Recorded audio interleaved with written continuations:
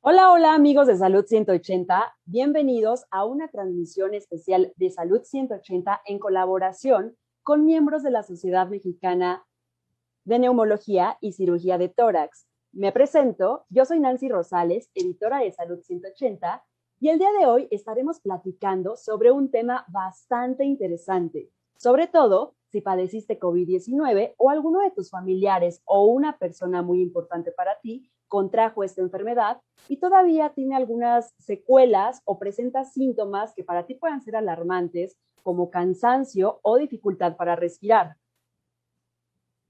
El día de hoy me honro en presentarles al doctor Luis Adrián Rendón Pérez, especialista en medicina interna, en neumología y terapia intensiva. También presidente de la Sociedad Mexicana de Neumología y Cirugía de Tórax. ¿Qué tal, doctor? ¿Cómo está? Un gusto saludarlo. Hola Nancy, mucho gusto. Gracias por invitarnos. Al doctor Eric Joel Rendón Ramírez, especialista en medicina interna, neumología y medicina crítica. Muchas gracias por la invitación. Al doctor Julio Edgardo González Aguirre, especialista en medicina interna, neumología y terapia intensiva. Muy buenos días, un placer estar con todos ustedes. Y al doctor Abelardo Elizondo Ríos, especialista en medicina interna, en neumología y terapia intensiva. Buen día, Nancy, gracias por la invitación, un gusto estar con todos ustedes, gracias. Al contrario, doctores, el gusto es para nosotros. Y bueno, quisiéramos comenzar a invitarlos a ustedes que nos están viendo, agradecerles por estar en esta transmisión especial. La verdad es que va a ser una transmisión con información sumamente importante, sobre todo, repetimos, si padeciste COVID-19 o alguno de tus familiares contrajo esta enfermedad, así que no dudes en comentarnos todas tus preguntas, inquietudes que tengas en torno a este tema. Por favor, compártenos tus comentarios aquí en la caseta de comentarios y nosotros con mucho gusto iremos respondiendo estas preguntas. Doctor Adrián, quisiera comenzar con esta ronda de preguntas en lo que la gente comienza a animarse a preguntar. Me gustaría preguntarle, doctor, se dice que las infecciones virales respiratorias por lo regular no suelen dejar muchas secuelas pulmonares. Sin embargo, no ocurre lo mismo con las infecciones por COVID-19, pues la fibrosis pulmonar puede ser una de ellas. En ese sentido, doctor, me gustaría preguntarle, ¿qué tipo de seguimiento se brinda a los pacientes post-COVID-19 para detectar a tiempo esta posible secuela o cuáles son los síntomas a los que debemos prestarle más atención? Gracias Nancy. Mira, esta pregunta que haces seguramente refleja la inquietud de muchos de los sobrevivientes de COVID. Y antes de entrar en detalle a contestarla junto con mis compañeros, quisiera nomás que nos pusiéramos un poco en contexto. Ahorita estamos teniendo nuestro Congreso Nacional de manera virtual, que es un congreso de carácter mundial. Y el tema central de este evento, que le hemos llamado Pandemonium COVID y la neumología, es precisamente COVID, y es donde estamos revisando toda la información científica validada de actualidad a esta enfermedad. Y agradecemos a Salud 180 y a ti en lo particular que nos den la oportunidad de dirigirnos a quien más requiere esta información, que es precisamente la comunidad en general. Nosotros los médicos, mal que bien, siempre estamos informándonos sobre esto, pero tenemos como sociedad una obligación, una responsabilidad social de apoyar a la comunidad. Desafortunadamente, pocas veces tenemos la oportunidad de dirigirnos directamente como lo estamos haciendo ahora, por lo cual estamos muy agradecidos con ustedes y nos ponemos a su disposición para otro tipo de enfermedades que podamos participar y apoyarlos, cuenten con nuestra sociedad. Ahorita presentaste a mis colegas, quisiera agregar a su presentación, todos ellos son profesores, enseñan medicina en escuelas de medicina en pregrado, en especialidades en el posgrado, hacen investigación y son líderes de opinión en su campo. El entrenamiento promedio que tienen ellos en su formación va de 13 a 17 años. O sea, es gente con mucha calidad académica, con mucha experiencia y pues que se han visto enfrascados en pelear desde febrero del año pasado contra COVID en todos los campos de batalla. El manejo ambulatorio, el manejo hospitalario, el manejo de las terapias intensivas y el seguimiento de estos pacientes. Nosotros estamos aquí el día de hoy no para promover ningún producto, ningún medicamento, sino para tratar de ayudar a que la gente preserve su salud y si ya la perdieron, ayudarlos a que la recuperen. Seguramente el día de hoy no vamos a poder contestar todas las inquietudes que hay, pero estamos a su disposición si nos visitan posteriormente en la página de la sociedad, que es www.smnyct.org,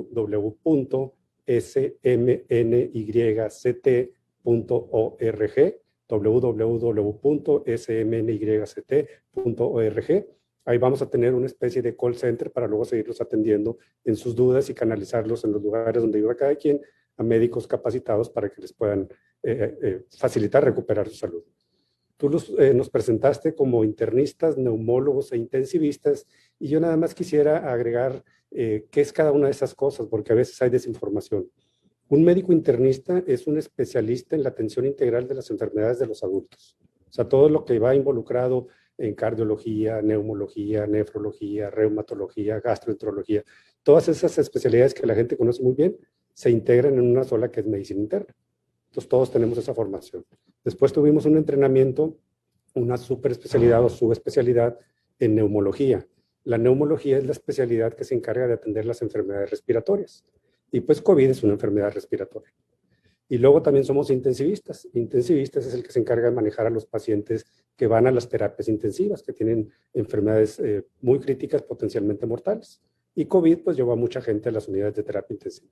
Entonces, de esta manera puedes ver que la gente que vamos a participar el día de hoy tiene una formación completa, ideal, por decirlo de alguna manera, para atender este tipo de enfermos. Y ahora sí, regresando a la pregunta que me hiciste, que probablemente es la que más está en la boca de todo el mundo, la famosa fibrosis pulmonar. Y yo quisiera pedirle a alguno de mis compañeros, no sé, Abelardo, el doctor Elizondo, si nos puedes hablar un poquito de realmente si este es un problema serio que todo el mundo piensa que hay con fibrosis, nunca se me va a quitar, me voy a morir de fibrosis. Si nos puedes poner en perspectiva este tema de la fibrosis en COVID. Sí, muchas gracias, Adrián, y gracias a mis compañeros, amigos que están aquí compartiendo esta reunión. La verdad es que cuando empezaron los casos de COVID graves que llevaron a los pacientes a terapia intensiva y se involucró mucha inflamación dentro del pulmón, empezó a salir mucha literatura, mucha información de que el paciente quedaba con un daño residual que se llama fibrosis. ¿Qué es la fibrosis? Haz de cuenta que los pulmones se empiezan a inflamar y se empiezan a endurecer. Y la función primordial de los pulmones, que es ayudar a la oxigenación de la sangre, se pierde por esas zonas fibrosadas del pulmón. Entonces empezó a salir mucha información al respecto y la gente se empezó a empanicar, se empezó a asustar, creyendo que una vez que les daban neumonía, quedaban con daño irreversible y estaban destinados a utilizar tanques de oxígeno de por vida y todo eso. Es falso. Lo que hemos aprendido en todo este tiempo es que la fibrosis es un fenómeno residual, es un fenómeno que puede dejar COVID, pero en muy pocos casos. La verdad es que el porcentaje de fibrosis que queda en paciente no es más del 5 o 8% en muchas de las publicaciones realizadas. ¿Qué es lo que pasa con el paciente? Y eso le debe de quedar bien claro. Depende de la gravedad de la neumonía, del paciente que desarrolló neumonía y sobre todo si terminó intubado, el proceso de recuperación de esa inflamación del pulmón puede llevar hasta 6 meses. Si nosotros después de 6 meses vemos que hay cambios residuales, ahí ya podemos hablar de probablemente cambios de fibrosis, que tiene que reunir ciertos requisitos para hablar de un pulmón con fibrosis. Pero la noción que tiene la mayoría de la gente que quedan con daño irreversible y que de plano van a quedar mal, no van a poder volver a sus actividades diarias, a su vida diaria y que van a requerir de oxígeno es falso. Es muy poco el porcentaje que termina con esa complicación. Sí, lo que comenta el doctor Elizondo es muy cierto porque hemos visto mucha gente que después de 2 o 3 semanas de haber salido de un cuadro agudo de COVID les toman una radiografía en la cual se sigue viendo afectado su pulmón y les dicen que tienen fibrosis. O sea, el diagnóstico de fibrosis se haría meses después de que salgan del cuadro agudo. Y ahorita mencionó el doctor Elizondo el término de neumonía, que también ha sido un término muy confuso en esta pandemia que estamos viviendo, neumonía, neumonitis, manejo inadecuado para las neumonías habituales que estamos acostumbrados a ver y no la de COVID. Y yo quisiera pedirle al doctor Julio si nos pudiera hacer describir de una manera simple para que nuestro público entienda qué es una neumonía y cuál es la diferencia con las neumonías habituales a la neumonía que estamos viendo en COVID. Gracias, doctor Rendón. Es una pregunta muy interesante. Hay que entender que el coronavirus es un virus que afecta principalmente el tracto respiratorio. Y digo principalmente porque los pacientes pueden tener manifestación en otros órganos. Incluso los pacientes pueden tener mayores manifestaciones, por ejemplo, gastrointestinales, diarrea, vómito, que incluso son mayores que las manifestaciones pulmonares. Sin embargo, como es un virus que entra directamente por la vía respiratoria, suele afectar el aparato respiratorio. El aparato respiratorio va desde la punta de la nariz hasta la punta del último de los alvéolos. Los alvéolos son estos sacos que están dentro de nuestro pulmón y que hacen que el oxígeno del ambiente pase a la sangre. ¿Qué pasa si el virus se detiene, si el paciente tiene una buena inmunidad y solamente tiene afectación de la nariz? Pues dará un cuadro de rinofaringitis, como un resfriado común. ¿Qué pasa si por alguna razón el virus baja un poco más a nuestra vía respiratoria baja, a nuestros bronquios? El paciente va a tener un cuadro de bronquitis, ¿no? En donde predomina un poquito de más tos. ¿Qué pasa finalmente cuando, por alguna razón u otra, el virus llega directamente hacia nuestro tejido pulmonar e inflama el tejido pulmonar? Cuando sucede esta situación, los médicos utilizamos una palabra que se llama neumonía. Es muy importante que ustedes entiendan que una neumonía puede ser causada por cualquier tipo de virus o bacterias, ¿sí? Cualquier microorganismo que llega y se instala a molestar el tejido pulmonar va a causar una neumonía. Nosotros decimos que un paciente tiene neumonía cuando tiene tos, cuando tiene fiebre y cuando le hacemos una radiografía o una tomografía y se ve esta inflamación en el pulmón. Lo que quiero transmitir es que no necesariamente todos los pacientes con infección por COVID van a tener una neumonía. Ahora, dentro de la neumonía puede haber diferentes presentaciones. Hay neumonías muy rápidas, neumonías que en cuestión de 2 o 3 días el paciente tiene síntomas muy característicos. A eso le decimos una neumonía clásica, una neumonía típica. Es la neumonía más característica y todo el mundo se puede dar cuenta de eso. Pero nos empezamos a dar cuenta de que COVID causaba una neumonía con síntomas un poquito diferentes. Para empezar, tendía a ser mayor tiempo entre la instalación de los síntomas. No era tan pronto en 2 o 3 días, sino que a veces pasaban hasta 10 o 14 días para que el paciente empezara con los síntomas de neumonía. Por otro lado, los pacientes clásicamente tenían mucha expectoración, pero nos empezamos a dar cuenta que los pacientes con COVID predominaba la tos seca. Como estos pacientes con neumonía tenían datos no tan característicos, se le dio por llamar una neumonía atípica. Y es por eso que se hizo todo un escándalo, ¿no? De que si es COVID o es neumonía atípica.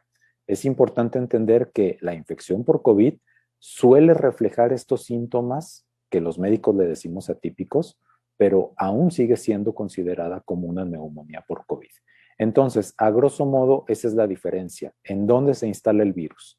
En la punta de la nariz, en la garganta, en la tráquea, o por supuesto en los casos más peligrosos en el tejido pulmonar, causando que el paciente, si progresa, pierda esta habilidad de meter el aire y transmitir el oxígeno desde el ambiente hasta la sangre. Es justo en ese momento cuando los médicos tenemos que empezar a dar más oxígeno, ya sea en una forma tan sencilla como puntas nasales y un tanque, o en formas tan complicadas como un ventilador mecánico en la terapia intensiva. Muy bien, Julio. Pudiéramos concretar a nuestra audiencia que si ustedes tienen una infección por COVID o si alguien tiene una infección por COVID, puede tener una infección que afecte o no los pulmones. Si le afecta a los pulmones es que tiene una neumonía. Y lo importante de esto es que hemos visto que el tratamiento que se da para las neumonías que no son por COVID se está aplicando a los pacientes con COVID. Se les están recetando antibióticos que son para matar bacterias, que no sirven para los virus, algunos de ellos inyectados, que no son necesarios. Entonces, si alguien tiene una neumonía por COVID o sospechan, requiere un manejo totalmente diferente al uso de antibióticos. Si no dejen pasar el tiempo, que eso es lo importante, se empiezan a poner antibiótico pensando que eso les va a ayudar y no les va a ayudar y solo están retrasando la atención especializada para COVID. Quisiera a continuación, bueno, ya tenemos a un paciente que tiene una infección por COVID, que le está empezando a faltar el aire Y bueno, pues sabemos que ha habido mucha desinformación a través de redes sociales o que se hicieron muchas cosas en el periodo más duro de enero-febrero aquí en México, que los pacientes tuvieron que quedarse en su casa y autoatenderse de una manera pues que no es la ideal. Ahorita afortunadamente ya no estamos en esa situación, pero pudiéramos estarlo y estar repitiendo los mismos errores que se cometieron. Yo quisiera preguntarle al doctor Eric Rendón, ¿qué es lo que tiene que hacer un paciente cuando empieza a sentir que le falta el aire? Es una excelente pregunta, doctor Adrián Rendón. Aquí hay varios datos muy importantes. Cuando falta el aire a un paciente con síntomas característicos de coronavirus o que ya tiene diagnóstico de coronavirus con una prueba diagnóstica, la falta de aire es por un mecanismo que está afectando esos alvéolos, esas unidades que se encargan de oxigenar toda nuestra sangre. Está afectándose la circulación que llega a esos alvéolos, los vasos que llegan. En sí, las enfermedades son dos. O está ocurriendo una neumonía, o está ocurriendo una inflamación pulmonar severa, o están ocurriendo coágulos en el pulmón que alteran esa oxigenación. Esto es muy relevante porque si esa falta de aire es de tal magnitud que se acompañe de una baja oxigenación, es indicación absoluta para acudir al hospital. Si esa falta de aire se acompaña de dolor torácico intenso o la magnitud de esa falta de aire titulada de una forma muy sencilla, como al dar un par de pasos se fatiga y tiene que detenerse, es indicación absoluta para acudir al hospital. ¿Por qué acudir al hospital? Porque el escenario que estamos viviendo es un escenario crítico. Quiere decir que el comportamiento que está teniendo este coronavirus es más agresivo. Quiere decir que requerimos medicamentos para frenar y controlar la inflamación. Quiere decir que requerimos oxígeno y monitoreo intrahospitalario. Fue un grave error quedarnos en casa con estos pacientes por dos grandes motivos. Muchos lamentablemente fallecieron en el camino y otro gran grupo de pacientes logró estabilizarse durante algunos días, pero a final de cuentas, a final del camino, deterioraron a estos pacientes llegando de forma tardía al hospital. Cuando un paciente llega de forma tardía al hospital, llega en una fase de una inflamación muy severa tardía, en la cual ya estamos un poco atados de manos con respecto al manejo y los objetivos que tenemos en mente de sacar adelante a ese paciente. Muy importante, estos pacientes no automedicarnos y no esperar recetas milagrosas. Recetas milagrosas me refiero, grave error se cometió con el dióxido de cloro, grave error se cometió al utilizar ivermectina, al tratar de controlar esta inflamación por el virus con antibióticos. Todo esto es ineficaz. Estos pacientes requieren una valoración por alguien experto y envío a hospital si tiene alguno de los indicadores mencionados. Sí, muy bien, Eric, gracias. Lo que hay que entender es que el pulmón es un órgano vital y cuando tiene una neumonía, esa es una enfermedad grave, potencialmente mortal. Y aunque los médicos clasifiquemos a las neumonías como leves, es una clasificación nuestra para decidir cómo manejar al paciente, pero cualquier neumonía es una enfermedad grave. O sea, hay que tener mucha precaución y a la menor señal de neumonía buscar atención especializada. Y bueno, ya dimos una panorámica de lo que es COVID en general. Tenemos en México pues más de 2,5 millones de gentes enfermas de COVID, se han muerto alrededor de 200,000 personas por COVID, lo cual significa que hay muchos sobrevivientes de COVID. Y dentro de esos sobrevivientes hay un gran porcentaje de personas que no están completamente sanas, que no recuperaron su estado de salud a como era antes de COVID. Algo quedó, alguna secuela, alguna alteración en muchas partes del cuerpo, prácticamente se han reportado secuelas en todo el organismo y algunas de ellas son muy molestas para los pacientes, algunas tenemos manera de ayudar a los pacientes, otros tenemos manera de acompañar a los pacientes y esa era la idea principal del día de hoy, que tocáramos ese tema de todas las quejas, molestias que pudieran tener ustedes después de haber tenido COVID. También, claro, contestar sus dudas al respecto. Esto no es una consulta médica, definitivamente no lo podemos hacer aquí, pero sí les podemos dar conceptos generales y cómo buscar ayuda al respecto. Y tenemos una pregunta aquí del público con respecto a afección de la memoria. Y bueno, a mí me gustaría preguntarle con respecto a lo de la memoria, aunque no tienen muy buena memoria que digamos.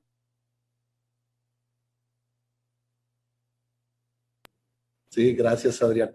La verdad es que vamos a adentrarnos a lo que se ha escuchado mucho como síndrome post-COVID o COVID largo, que es lo que estamos escuchando ahorita mucho en boga. La verdad es que lo que hemos aprendido con la pandemia es que una vez que sales del cuadro agudo, independientemente de la gravedad del cuadro, o sea, si fue un cuadro leve que se manejó en casa nada más con aislamiento y con antiinflamatorios, o si fue un cuadro moderado que hizo neumonía, un cuadro severo que terminó en una terapia intensiva intubado, independientemente de la gravedad de la enfermedad, el paciente queda con una serie de síntomas muy característicos, que son los que nosotros ya englobamos dentro del síndrome post-COVID o COVID largo. Y hay síntomas muy leves como son fatiga, malestar general, opresión de pecho, falta de aire, y síntomas ya mucho más agresivos como trastornos a nivel pulmonar, a nivel cardíaco, a nivel renal, a nivel hepático y a nivel también del sistema nervioso central. Y ahí entra la pregunta que me hace mi amigo el doctor Adrián Rendón.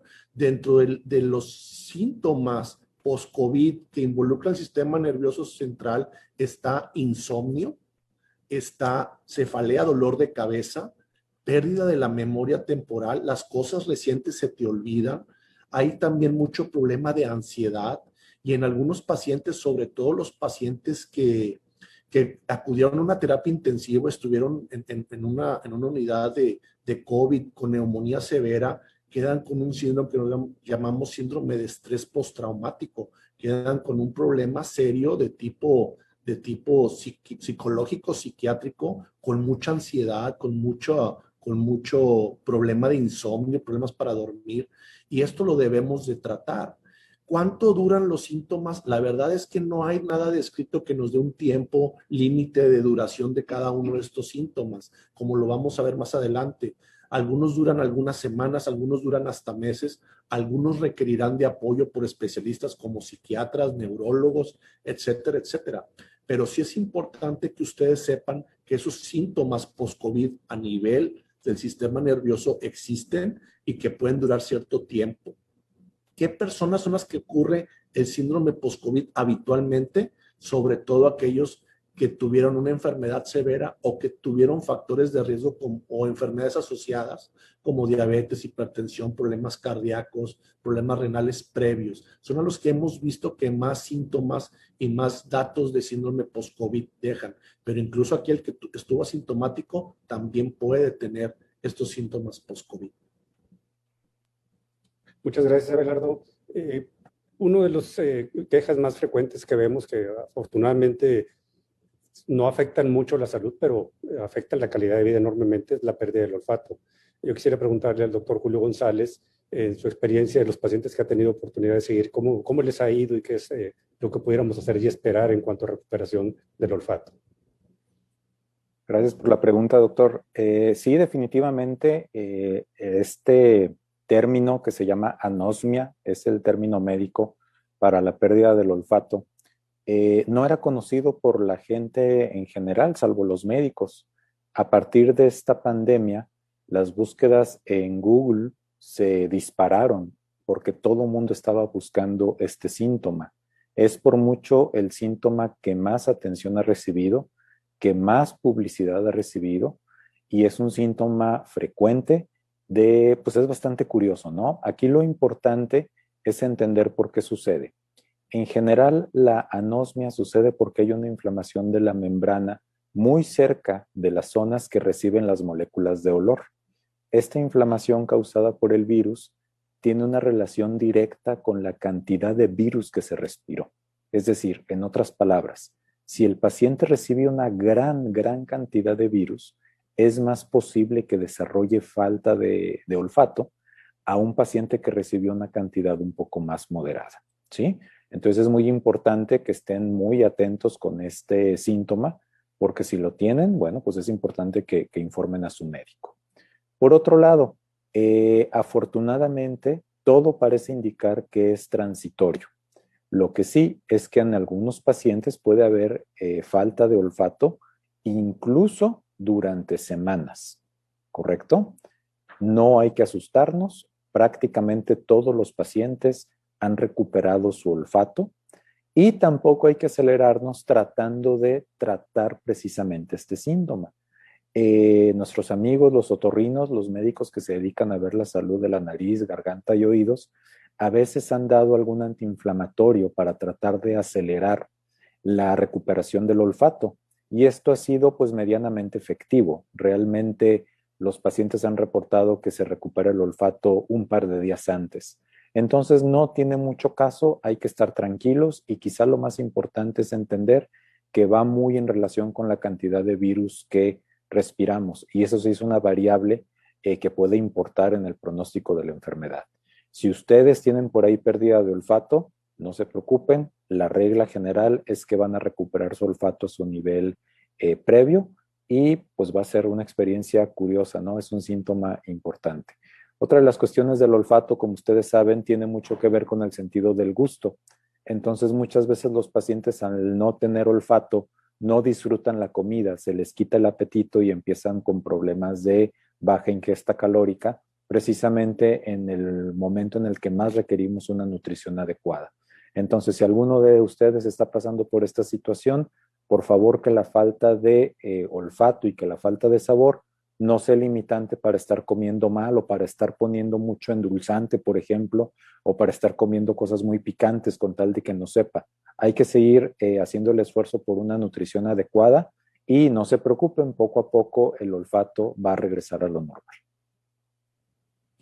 Lo que menciona el doctor González es muy importante en cuanto a la falta de un tratamiento para recuperar más pronto este problema, porque estamos viendo que se está usando, a veces autoadministrada, a veces prescrito, esteroides, cortisona, que medicamentos que usados de manera inadecuada se suman a muchas complicaciones. Y aprovecho este paréntesis para decirles que una persona que tiene COVID en la fase aguda, cuando va empezando, las indicaciones de usar cortisona son muy específicas y es habitualmente para un paciente que requiere manejo hospitalario con oxígeno. El usarlo en la primera semana antes de que esté indicado no solo no ayuda, sino hace que empeore la evolución del COVID, predispone a descompensación de las enfermedades que puedan tener las personas, como hipertensión, diabetes, y los pone en riesgo de infecciones agregadas, que es algo que estamos viendo en la India recientemente. Tenemos una pregunta aquí de nuestra audiencia con respecto al dolor torácico post-COVID. Quisiera pedirle al doctor Eric Rendón si nos pudiera ahondar algo sobre esto, probables causas. Como les comenté previamente, esto es muy difícil hacer una consulta médica específica de cada persona. Entonces, las respuestas que estamos dando son muy generales. Si alguno de ustedes tiene algún problema en particular que requiera ayuda especializada para el manejo, la identificación de la causa y el tratamiento, les volvemos a repetir que estamos a sus órdenes en www.smnyct.org.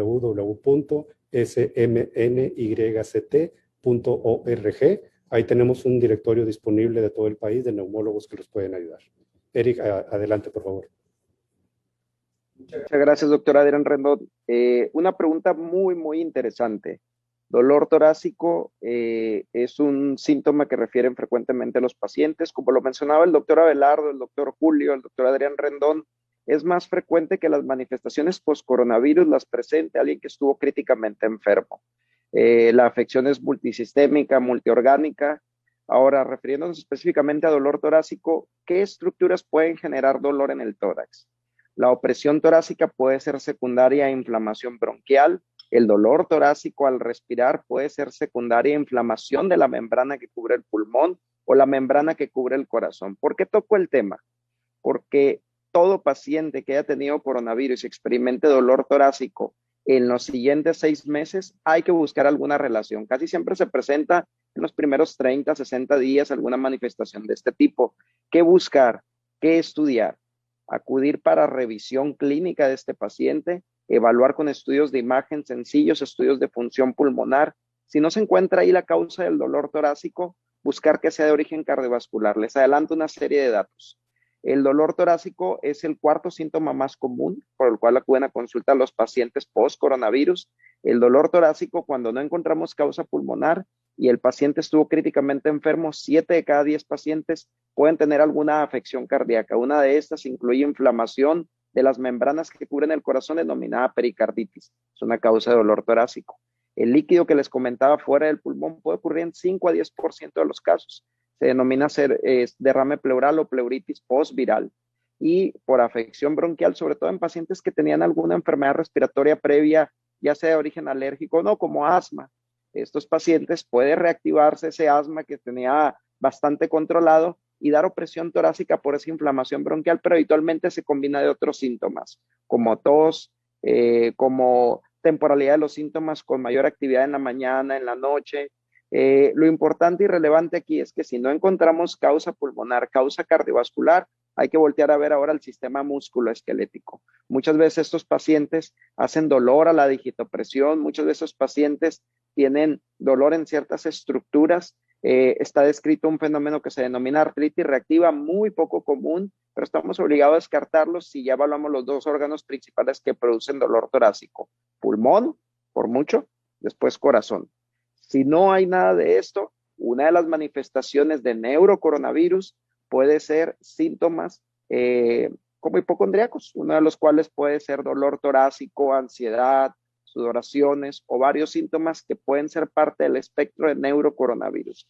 Y eso es lo que tenemos que abordar y descartar, pero siempre como pilar fundamental, voltear a ver el pulmón que esté sano y que no esté produciendo ese dolor torácico, y voltear a ver el corazón, porque son los órganos prioritarios y relevantes a estudiar ante todo dolor torácico post-coronavirus. Gracias, Eric. Si recuerdan, nuestra audiencia, en la introducción les hacía ponerlos en perspectiva de la gente que estamos aquí con ustedes tratando de contestar sus dudas de la formación que tenemos. Y como están viendo en coronavirus, en el periodo posagudo, en el long COVID, COVID largo, las manifestaciones pueden ocurrir en muchas partes. Por eso es muy importante que la evaluación sea integral. Y alguien que tiene la formación de internista, pues es alguien ideal para estudiar las probables complicaciones. Y ya dependiendo de la complicación que se vaya detectando, se podrá requerir la ayuda de un subespecialista para sacar adelante al paciente, como lo explicaba Eric. Tenemos otra pregunta aquí del público, que es con respecto a dolor de espalda. Pudiera ir de la mano de lo que acaba de decir el doctor Eric ahorita, o los pacientes que estuvieron mucho tiempo encamados, mucho tiempo inmovilizados. Algunos de esos tipos de dolores pues, pueden ser osteomusculares por la misma situación que tuvieron que pasar de inmovilidad o estar en terapia intensiva o en su casa sin moverse mucho tiempo. Cuando empiezan a moverse tienen este tipo de alteraciones.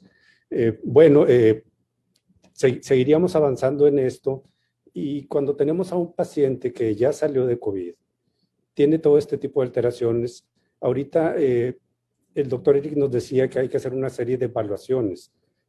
Probablemente esta no sea el foro en el que podamos orientarlos a ustedes qué es lo que tienen que hacer, porque cada caso se tiene que manejar de manera individual. Pero hay otra pregunta que tenemos aquí que le pediré al doctor Elizondo nos ayude a contestarla. ¿Qué es lo que estamos viendo? Los pacientes viven con alguien que tiene COVID, se infectan de COVID, pasan varios días, finalmente empiezan a tener algunos síntomas, se toman la prueba, confirman que tienen COVID, los empezamos a valorar y nos dicen que pues tienen COVID, pero que se sienten fuera de la fiebre y los dolores se sienten relativamente bien. Y los empezamos a evaluar y notamos que ya tienen una baja de oxígeno en la sangre. Es decir, que ya está afectado su pulmón. Si el oxígeno en la sangre baja es porque el pulmón ya tiene neumonía. Y esa es una situación que antes no veíamos y que en COVID se ha vuelto muy popular, la famosa hipoxemia feliz. No sé, doctor Elizondo, si nos puedes explicar en qué consiste esto y qué medidas de alerta deben tener los pacientes.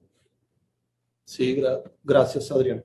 Pues mira, básicamente lo que se platicaba, y es muy cierto, que, habitualmente el paciente que ya empieza con hipoxemia, que empieza con falta de aire, el paciente ya va habitualmente entre el 6º y el 10º día de evolución de su enfermedad, que es cuando aparecen los síntomas de inflamación pulmonar y la neumonía, como el doctor Julio González lo platicaba. Pero hay una cosa muy importante: no todos los pacientes desarrollan los síntomas tan floridos de falta de aire, opresión de pecho, tos importante, pero al ponerse el oxímetro, el aparatito que utilizamos, de lo cual hemos socorrido tantas veces en toda esta pandemia, en todos nuestros pacientes, y vemos que la oxigenación de este paciente anda por debajo de 92, de 91, de 90. Eso nos habla que hay un trastorno de oxigenación a nivel de sus pulmones, pero el paciente puede que no tenga los síntomas floridos. Eso es lo que se llama la hipoxemia silenciosa. Nosotros lo que recomendamos es, número 1, si tú tienes los síntomas sugestivos de COVID, estás entre el 5º y el 10º día de evolución de que aparecieron estos síntomas, y aunado a eso tienes opresión de pecho, tos persistente o que va aumentando, específicamente tos seca, sin flema, sientes que al caminar sientes una presión, no alcanzas a caminar, al hacer las actividades como anteriormente las hacías y te cansas muy rápido, ese paciente es el que puede estar desarrollando una neumonía. Y aunque a veces no sientan mucho esos síntomas, el simple hecho de ponerse el oxímetro y demostrar en el oxímetro que tiene menos de 92, 91 de oxigenación, nos obliga a estudiarlo más a fondo. ¿Qué es lo mínimo que debemos de solicitarle a este paciente que tiene estos síntomas? Mínimo una radiografía de tórax para ver si hay cambios sugestivos de neumonía asociada a COVID. Ya estudios más sofisticados como la tomografía se evaluará en cada caso en particular y depende de las características de los síntomas y las enfermedades y edad que tenga el paciente asociadas. Pero básicamente ese es el término de lo que es la neumonía con hipoxemia silenciosa. Gracias, Abelardo. El término que usamos nosotros médicamente a veces ha sido mal interpretado por la comunidad y a veces en la misma comunidad médica. Tocaste el punto de los oxímetros. Nosotros los médicos, el oxímetro es una herramienta que usamos desde siempre.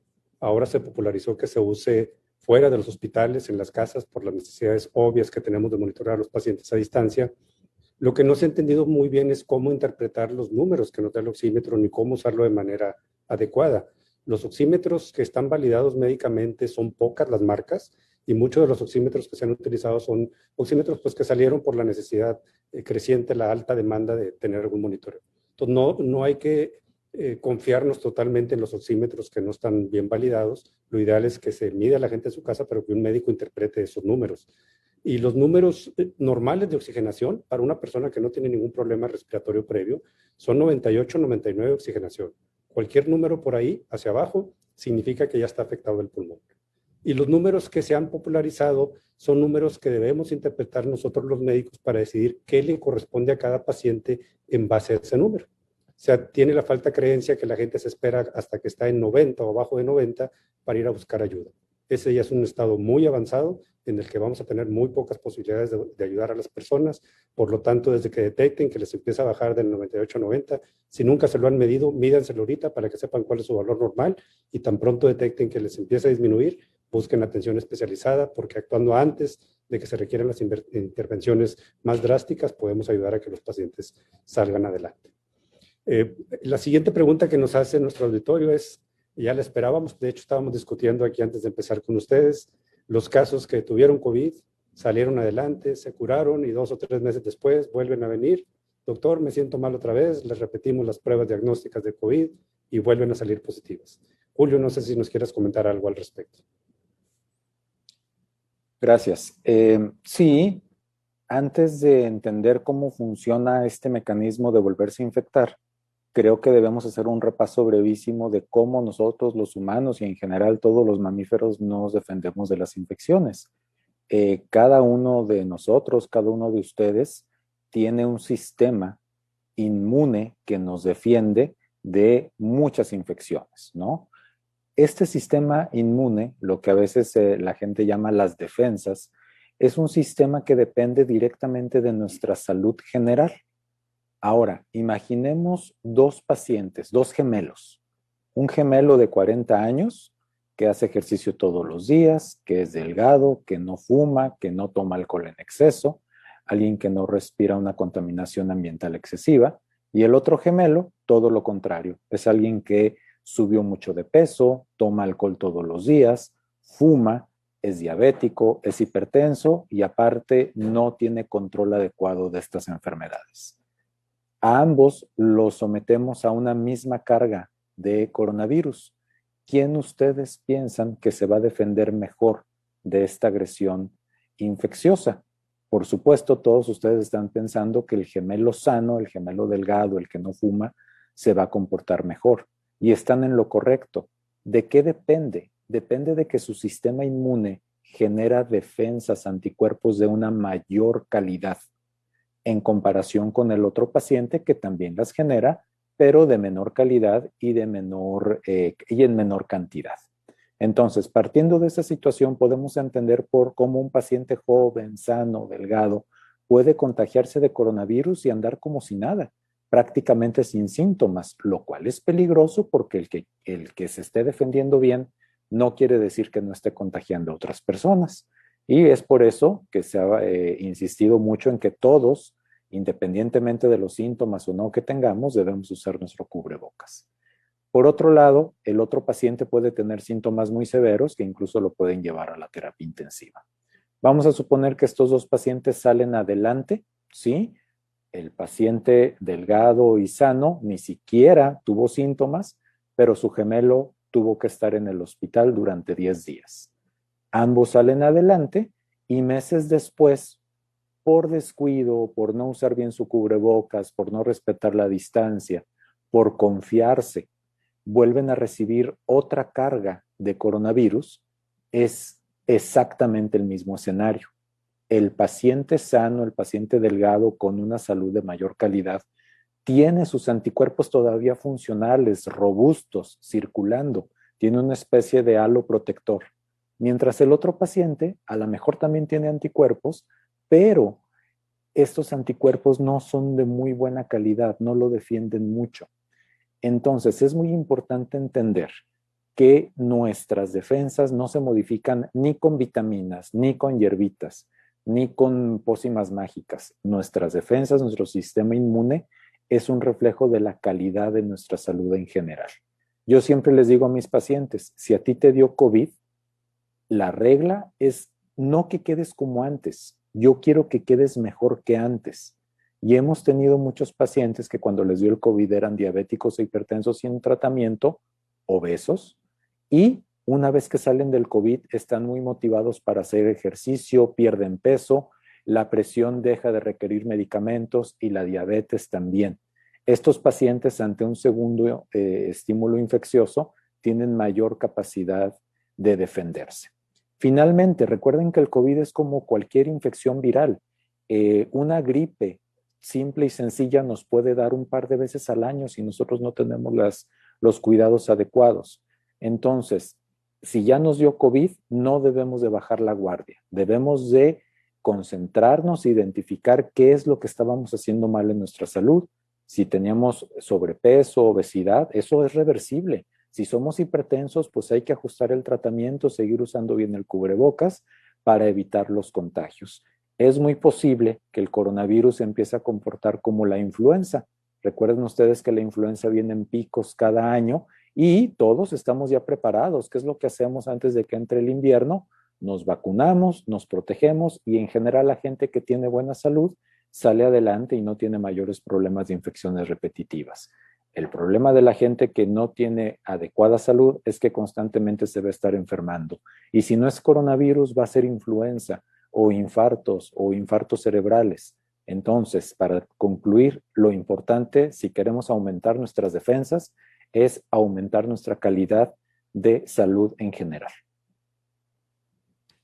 Sí, Julio, gracias. Sí, es muy importante aquí añadir a tu comentario que las personas que tienen COVID, ya sea que se automediquen o que reciban atención especializada, no de hecho es la regla que reciban medicamentos que bajan las defensas.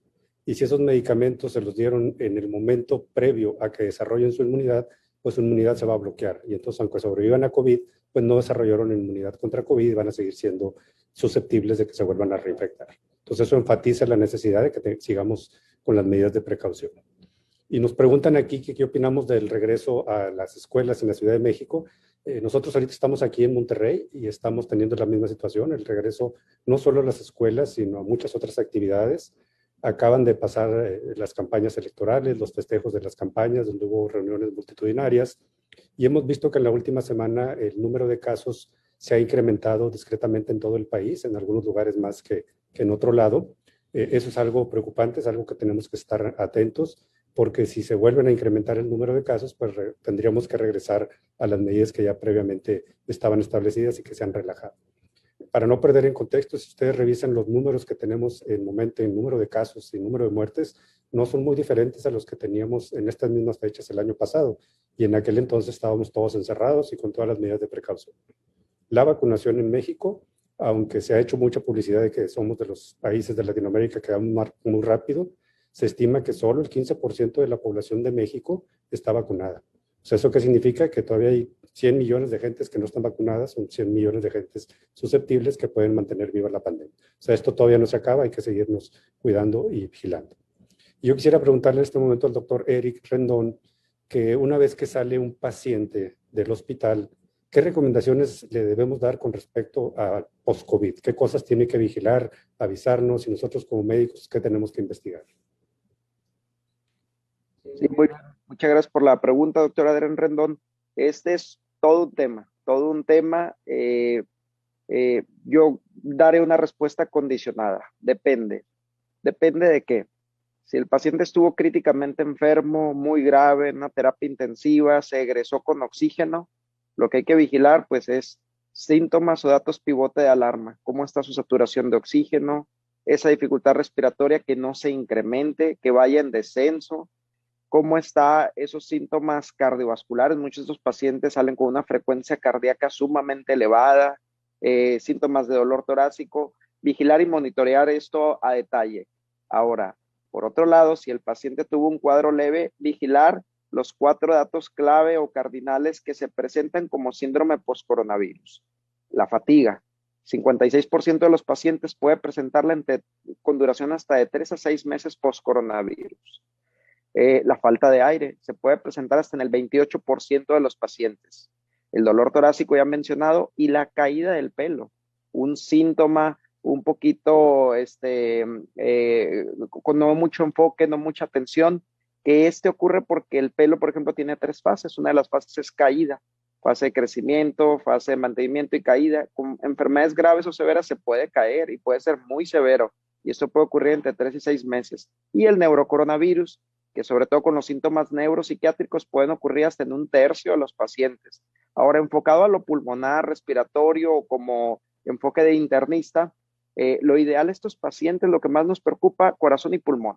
Corazón y pulmón llevan mucha prioridad en el sentido de si el paciente estuvo grave o críticamente enfermo. ¿Cómo seguirlo? ¿Qué recomendaciones darle? Que acuda a revisión, que no pasen de 30 días sin que el paciente acuda a una revisión médica. El estudio de imagen o estudios de función pulmonar casi siempre se realizan entre 3 y 6 meses. Dependiendo cómo se vean los estudios iniciales, se va a optar por 2 caminos. Continuar simple revisión clínica o médica con estudios de mínima invasión, estudios muy sencillos, prácticos. Ejemplo, radiografía de tórax, espirometría, o si requiere estudios más avanzados de control, como tomografía o estudios de función pulmonar avanzada, espirometría, pletismografía y uno que se llama DLCO. Cuando decidir uno y otro es individualizado, es personalizado. Lo que le recomiendo siempre a todos los pacientes es nunca deben de pasar más de 30 días sin que busque atención médica. Si estuvo grave o críticamente enfermo, jamás más de 1 semana. Sí, Erika, esto es muy importante porque la gente a veces salen de hospital, sobre todo en instituciones públicas que tuvieron mucho volumen de pacientes, se dan de alta a los pacientes, van a su casa y no tienen un seguimiento especializado y la gente piensa que porque en la receta no viene nada en particular, ahí se acabó y ya solo tienen que sufrir la enfermedad en su casa. Hay manera de ayudar a estos pacientes que quedan con síntomas, con secuelas después de la fase aguda. Lo importante es que busquen la atención a tiempo. Que si bien hay que ser pacientes en la recuperación, no hay que ser pacientes en buscar ayuda y que te digan a alguien especializado, sabes que sé paciente, no te aceleres, no requieres medicamentos, se te va a quitar, hay que hacer esto, hay que estarlo vigilando. Esa es una parte muy importante. Una pregunta muy simple que nos ponen aquí es si hay que seguir usando cubrebocas aún vacunados. Pues sí, hay que seguir usando cubrebocas aún vacunados. Ya hablamos de lo de las reinfecciones y también hemos visto gente vacunada que puede tener infección por COVID, por lo tanto hay que seguirse cuidando. Y otra pregunta va relacionada a algo que ya se habló de las neumonías. Voy a resumir lo que comentó el doctor González. Una neumonía, el término habitual que usamos de neumonía es una infección del pulmón. Puede ser por bacterias, por hongos, por virus, por muchos microorganismos. Cuando hablamos de COVID, la gente dice, es que me dio COVID y otros me dicen, yo tengo neumonía, yo no tengo COVID. Si tienes COVID y se inflama tu pulmón, es neumonía por COVID. Y el tratamiento es el tratamiento que tengamos para COVID. No requiere antibióticos. Son enfermedades que se manejan completamente diferente y la neumonía por COVID no requiere antibióticos. Y había otra pregunta aquí un poquito más compleja y por ser compleja se la voy a pasar al doctor Elizondo. que si alguien le ponen plasma y después de recibir el plasma está en riesgo de que tenga trombosis. Muy bien. Número uno, vamos a hablar un poquito qué es el plasma. El plasma, básicamente, lo que buscamos cuando le ponemos a los pacientes plasma es darles anticuerpos que un paciente previo ya tuvo la enfermedad. Extraemos ese plasma de ese paciente y se lo ponemos al paciente que está en una enfermedad aguda, específicamente grave, que tiene neumonía severa, que lo llevó al hospital o que está en terapia intensiva intubado. El plasma lo que hace es ponerle al paciente que está enfermo anticuerpos de otro paciente que ya lo estuvo para mejorar un poquito la respuesta inmunológica, como el doctor Julio platicaba de ella. Entonces, estamos ayudando a nuestro sistema inmunológico al paciente con el plasma. El plasma per se trae anticuerpos que van a mitigar y tratar de que el resto del trabajo lo haga el sistema inmunológico del paciente. El plasma por sí mismo no produce trombos. Es la enfermedad que puede producir mucha inflamación dentro del pulmón y pequeños coágulos dentro del mismo que puede producir trastornos de coagulación y agudizar más el problema de falta de aire y de oxigenación a nivel pulmonar, porque cuando se forman coágulos en el pulmón, la oxigenación se compromete aún más. Imagínense el paciente ya con neumonía y aparte hace coágulos en el pulmón, pues la oxigenación se deteriora mucho más. Entonces, el plasma por sí mismo no produce coágulos, no está descrito nada de eso. Es una terapia que utilizamos como un rescate al paciente que está grave para disminuir la exacerbación, la efervescencia de la infección viral, en lo que su sistema inmunológico termina la batalla contra el virus, pero como tal no produce coágulos. Totalmente de acuerdo, Abelardo. Y otra pregunta que era esperada, el papel de la rehabilitación pulmonar en los pacientes post-COVID. Julio, no sé si quieres platicarnos algo al respecto. Excelente pregunta. Retomando esto, lo que yo les decía a mis pacientes, nuestra obligación no es quedar como antes, es estar mejor que como estábamos cuando nos dio COVID. Y en esto mucho tiene que ver el ejercicio. Las claves para una buena salud, ustedes las conocen, no es nada nuevo. No son vitaminas, no son suplementos, es una dieta de calidad y ejercicio. Entonces, los pacientes ya cuando se recuperan de COVID tienen que empezar a hacer ejercicio. Una de las características del estado después de COVID es que perdemos mucho tejido muscular. Hay en general 3 grandes complicaciones después de que nos dé el COVID. 2 ya las habló el doctor Abelardo. La primera, pues, es los síntomas neurológicos, el dolor de cabeza, el insomnio, la fatiga.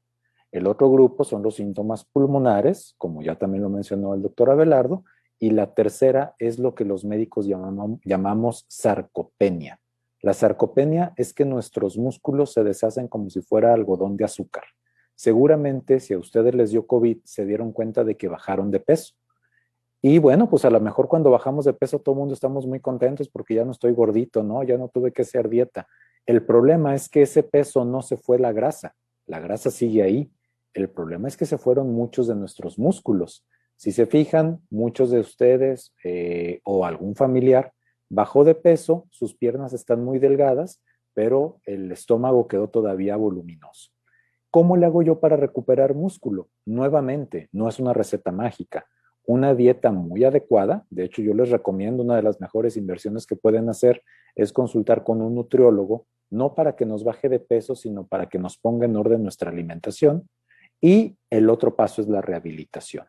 Los pacientes que tuvieron COVID leve, que son jóvenes, que son sanos, pueden por ellos solos empezar a hacer su ejercicio.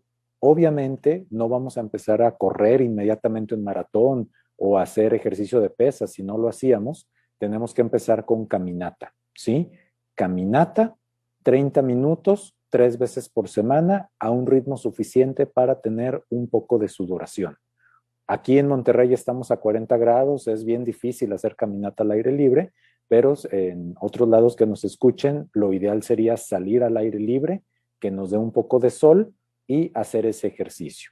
Ahora, ¿habrá pacientes que quedaron tan débiles o que estaban en tan malas condiciones previas? Por ejemplo, pacientes con EPOC, con enfermedades cardíacas, que en ellos no es seguro empezar a hacer por sí mismo el ejercicio. Esto no quiere decir que no deban de hacer ejercicio, quiere decir que el ejercicio debe de estar cuidado, custodiado por un médico especialista en rehabilitación pulmonar. Así como nosotros somos especialistas en cuidar el pulmón de los pacientes, hay una especialidad médica que se dedica a aumentar la capacidad física de los pacientes. Entonces, estos médicos, estos rehabilitadores, funcionan como si fueran unos ángeles que los están cuidando mientras el paciente empieza a hacer ejercicio. Si los médicos ven que el paciente se empieza a poner mal, que el oxígeno baja, que la frecuencia cardíaca aumenta mucho, lo van a detener y lo van a llevar de la mano para que recupere una condición física que incluso nunca tuvo antes de COVID. Entonces es fundamental. El médico, cuando ustedes vayan a revisión, les va a decir si pueden hacer ejercicio por ustedes mismos o los tiene que derivar a un programa de rehabilitación con otro especialista, pero el chiste es recuperar nuestro músculo e insisto en esta frase, ¿no? Que no es vacía. No quedar como estábamos antes, quedar mejor que como estábamos antes. Lo que menciona el doctor González es muy importante porque estamos viendo ahorita que está de moda rehabilitación para COVID y están metiendo a todos los pacientes en programas que no están bien diseñados para ellos en particular. De hecho, todavía hay cosas que no sabemos de cómo rehabilitar.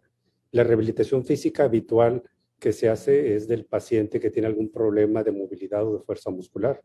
Los pacientes de COVID que estuvieron mucho tiempo internados les queda esa secuela, pero aparte tienen su daño pulmonar o cardíaco o algunos problemas neurológicos. Entonces, la rehabilitación habitual del paciente que requiere rehabilitación osteomuscular no se aplica tal cual en los pacientes con COVID porque aparte tienen daño de órganos vitales, que es lo que enfatizaba el doctor Julio. Alguien les tiene que decir qué cantidad de ejercicio pueden hacer. Y lo otro más importante, Julio, es cuándo lo pueden hacer, porque hay gente que salen del hospital y ven el anuncio y a los 3 días de que salieron del hospital los quieren rehabilitar, cuando pues todavía ni se recuperan por completo de COVID. O sea, hay que esperar a que pasen totalmente la fase aguda y luego valorar si son candidatos o no a rehabilitación. Y siguiendo con este tema, Eric, si nos puedes comentar de ejercicios respiratorios. ¿Cuándo hay que hacerlos? ¿Qué hay que hacerlos? ¿Realmente sirven? Sí, doctor, es una excelente pregunta. Los ejercicios respiratorios es parte integral de un programa de rehabilitación pulmonar.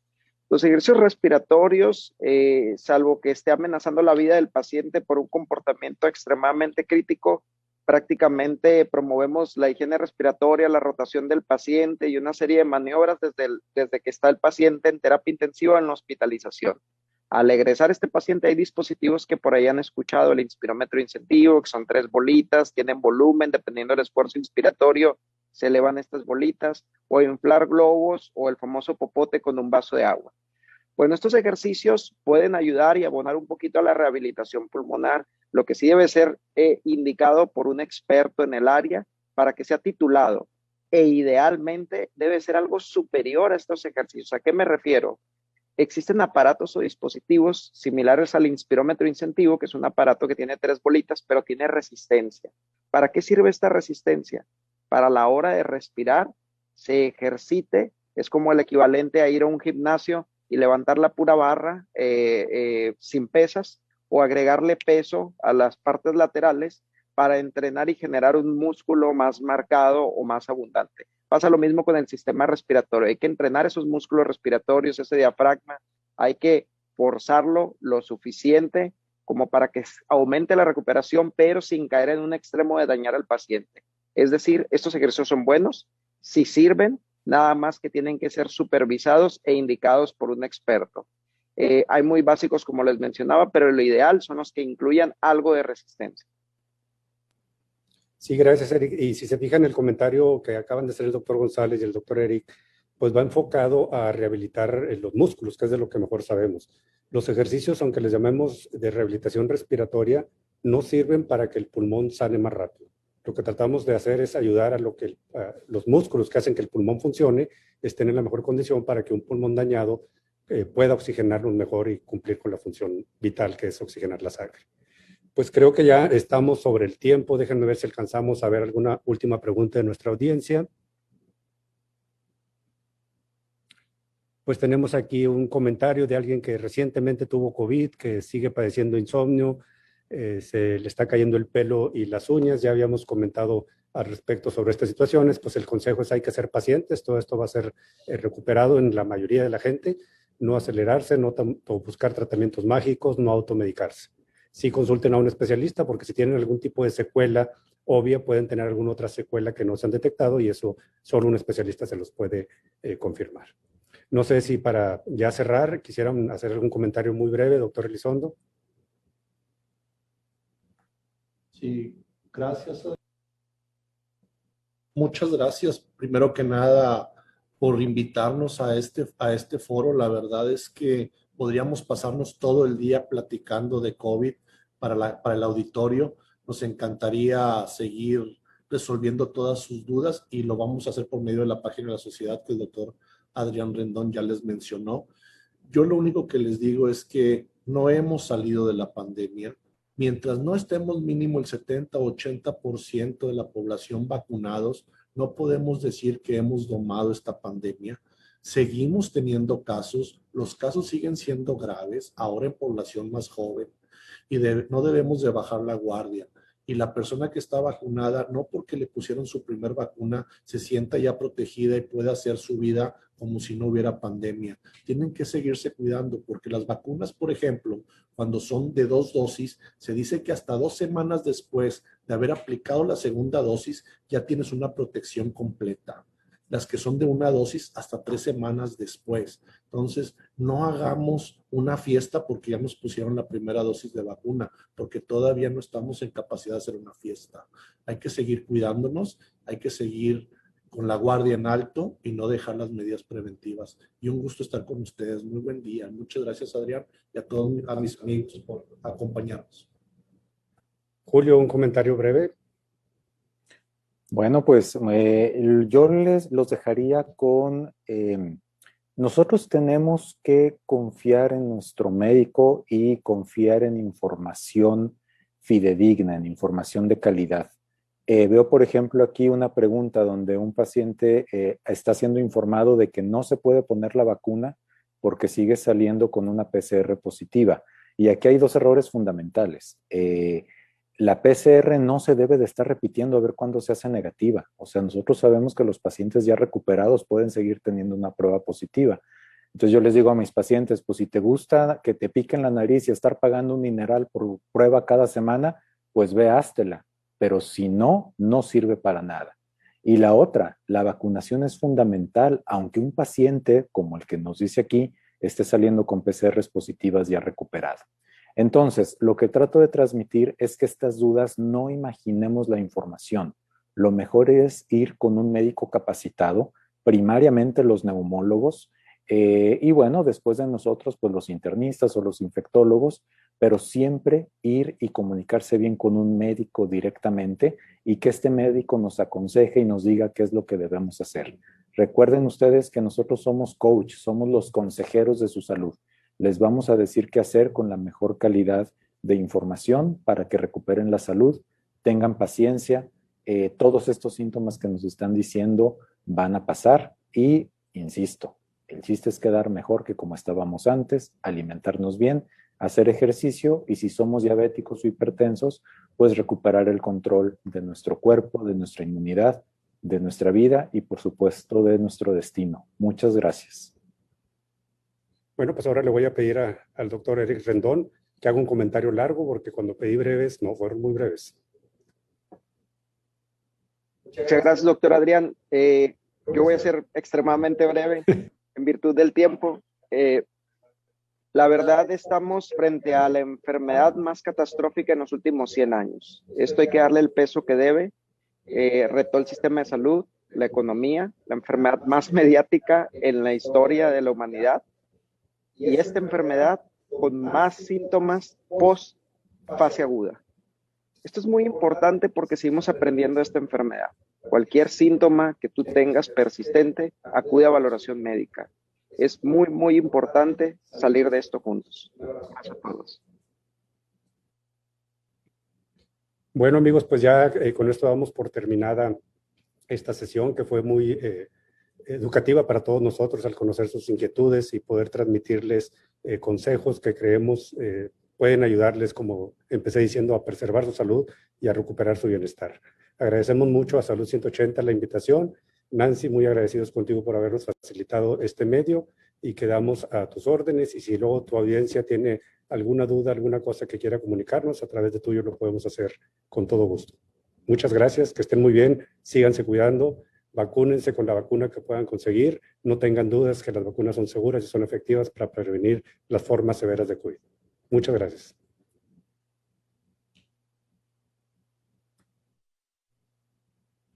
Pues muchas gracias por haberse quedado al final de esta transmisión especial. Hablamos sobre pacientes post-COVID.